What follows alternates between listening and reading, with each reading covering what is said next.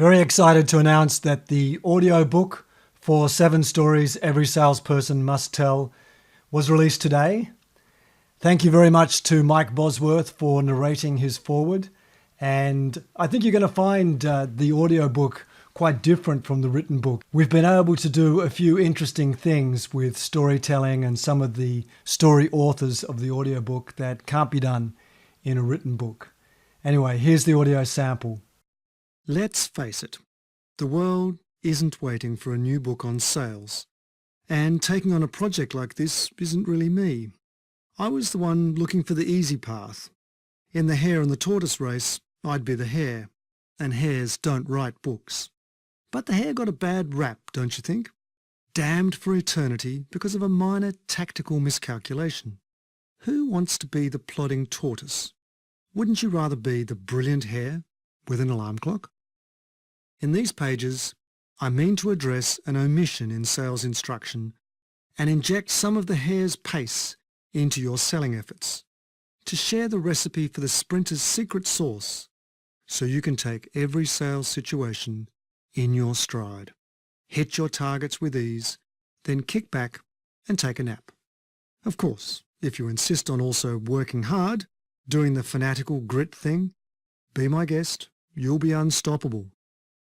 I'm a skeptic of books that start with, "The world is rapidly changing, so you need to do this new thing." Yes, the world is changing fast.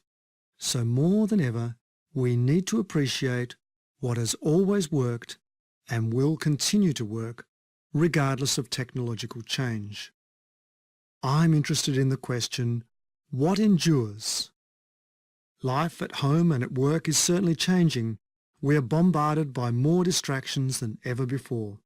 Our electronic devices seem to demand our constant attention, so we find we no longer maintain eye contact in meetings. We crash into things when we're walking in the street, and we sit distracted at stop signs long after the lights have turned green. Are we becoming dumb humans under the control of smart devices? One outcome is that it's increasingly difficult to gain and hold people's attention. But good stories hold our attention as they always have. We still love a good movie, we binge-watch TV miniseries, novels are as popular as ever, and some happily construct entire story worlds through computer games and disappear in them for hours. Stories have always been important in business, and today they are more important than ever because they capture the attention of our distracted customers. Learn to use sales stories effectively and you'll be more persuasive, much more persuasive.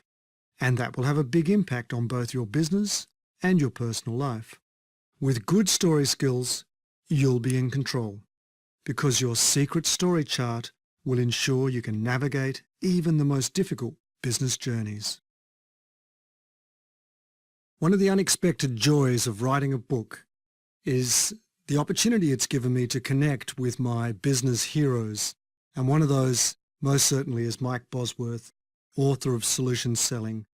My copy is sitting behind me in my bookshelf, tattered, dog-eared and underlined, and it was a pleasure to speak with Mike about storytelling and his own work in this important subject. So here's Mike Bosworth in his own words talking to you from Olga, Washington. Reading Mike Adams' 7 Stories has caused me once again to reflect on how I think about sales effectiveness. My sales journey began in 1972 working for Xerox Computer Services. Online training. We provide online training to help our readers and clients develop their own 7 stories. Throughout the book, I provide links to video training content and cameo voice introductions to some of the people whose stories you read in this book. You'll need to provide an email address to access the indicated videos, otherwise they're free access.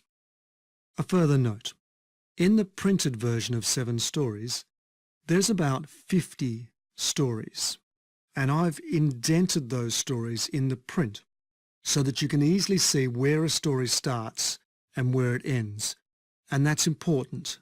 So for this audio version, we're going to use a special sound effect. This sound effect indicates the start of a story, and this sound effect indicates the end of the story.